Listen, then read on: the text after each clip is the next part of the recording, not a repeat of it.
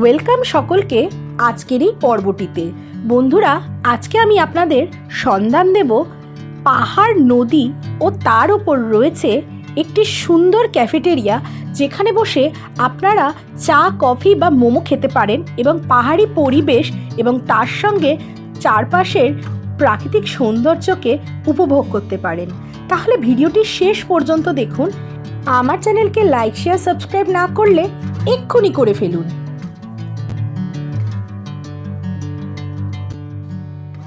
আজ আমরা যাচ্ছি রোহিণীর হোয়াইট অর্কিড ক্যাফেতে।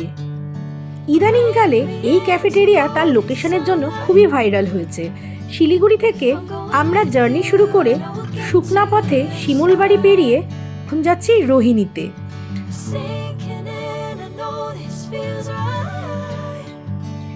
এই রাস্তাটি হলো এক মন ভালো করার রাস্তা। যত সামনের দিকে এগোবেন তত পাহাড় আপনার কাছে চলে আসবে এবং আমরা যেহেতু বর্ষার মরশুমে এইখানে যাচ্ছি, তাই পাহাড় শুধু না, প্রচুর মেঘের সারি আমার চোখে পড়ছে।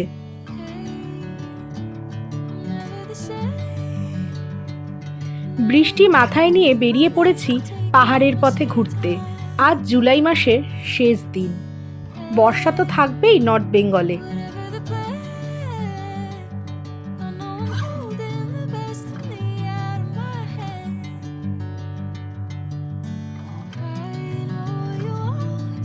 রোহিণী টোল প্লাজা পেরিয়ে সমতল ছেড়ে যখন পাহাড়ি পথে উঠলাম, তখনই চোখে পড়ল বর্ষার এই পাহাড়ি নদীর চঞ্চল রূপ।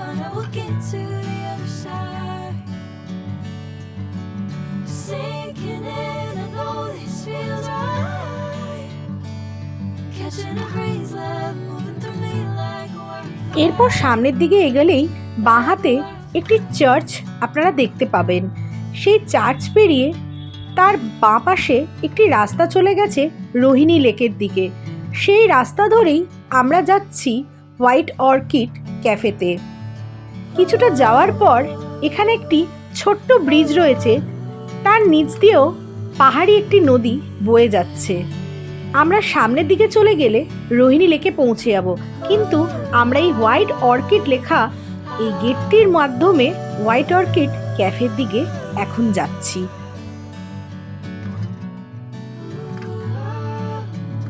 স্কুটি পার্কিং করে চলে এলাম হোয়াইট অর্কিড ক্যাফে কাম রেস্টুরেন্টে। তবে আমার মন মানছে না। এবার আমি যাচ্ছি যেই লোকেশনটা অ্যাকচুয়ালি দেখে আমি এইখানে এসেছিলাম। অসাধারণ এক মুহূর্তের সাক্ষী হয়ে রইলাম। নিচ দিয়ে বয়ে যাচ্ছে বর্ষার এই পাহাড়ি নদী, আর ঠিক তার ওপরে এই ঝুলন্ত একটি জায়গা, যেখানে চেয়ার টেবিল রয়েছে এবং আমার পায়ের তলা দিয়ে রাশি রাশি জল বয়ে যাচ্ছে। আর চারপাশটা খুব সুন্দর এবং দূরের থেকে কার্শিয়াংয়ের পাহাড় দেখা যাচ্ছে।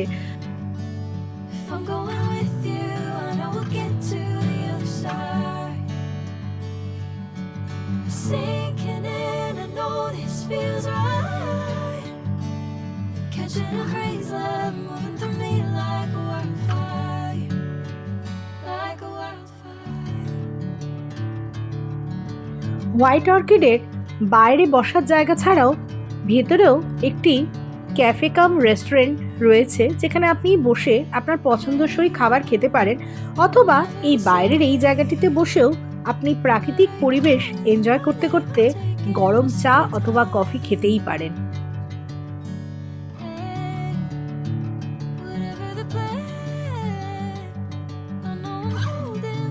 বাইরে বৃষ্টি পড়ছিল, তাই আমরা চলে এলাম ভিতরের রেস্টুরেন্টে।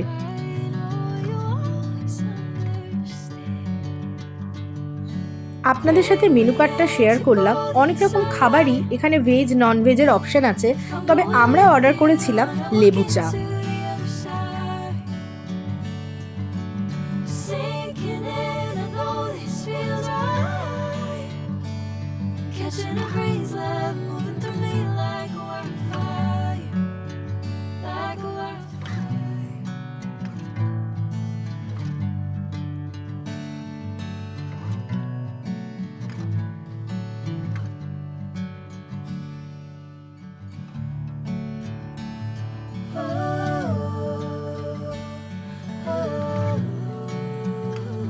এই জায়গাটির চারপাশের পরিবেশও খুব সুন্দর লাগছিল। এখানে থেকে বসে দূরে কার্শিয়াংয়ের মেঘাচ্ছন্ন পাহাড়, তার সাথে চারপাশে সবুজ গাছপালা, অসাধারণ একটা অনুভূতি। আমাদের এই জায়গাটি খুবই ভালো লেগেছে।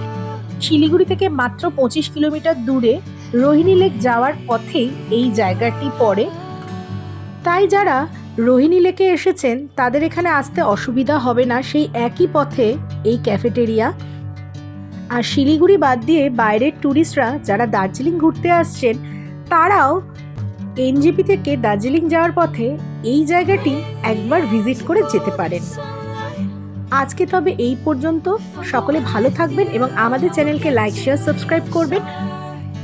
পরের পর্বে আপনাদের সাথে শেয়ার করব শিলিগুড়ির খুব কাছে নর্থ বেঙ্গলের আরেকটি অফবিট জায়গা। ততক্ষণ আমাদের সঙ্গে থাকুন এবং ভালো থাকুন।